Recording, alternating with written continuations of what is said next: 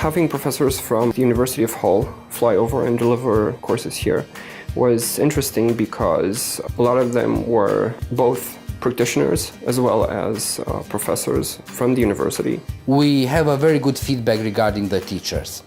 We perceive them as being very experienced, with a very consistent volume of knowledge. They are professors from different cultural backgrounds. The professors come from all parts of the world. Also, what I've really liked was the fact that besides the academic part of the courses, we also had the opportunity to tap into their professional experience. So it was a very nice mix. This is again one of the things that I enjoy the most in this MBA, the fact that the teaching is so varied. They have been so far excellent professors. I have a lot to learn from them. It's that combination of both academic rigor and real-world practice that makes the program so engaging.